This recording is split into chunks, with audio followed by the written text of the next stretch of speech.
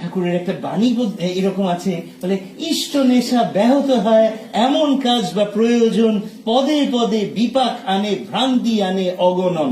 তাই জন্য আমরা এমন কোন কাজের সঙ্গে যুক্ত হব না, এমন কোন জিনিস আমরা করব না যেটা আমাদের ইষ্ট সেবা ব্যাহত হয়ে যেতে পারে। এইটা মনে রাখতে হবে। আর যখনই আমরা করছি তখনই কিন্তু ঝামেলায় পড়ছি।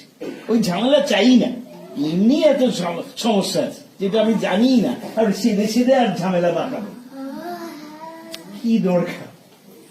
সেই জন্য ঠাকুর কি চান সেটা আমাদেরকে আবিষ্কার করতে হবে। সব তো জানি না, ঠাকুর কি চান সেটা আবিষ্কার করতে হবে, সেটা করতে হবে।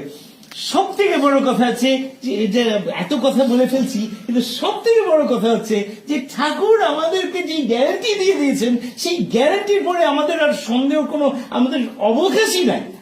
কি বলেছেন ঠাকুর? ঠাকুর বলছেন যে সৎসঙ্গের আশ্রয় গ্রহণ করো,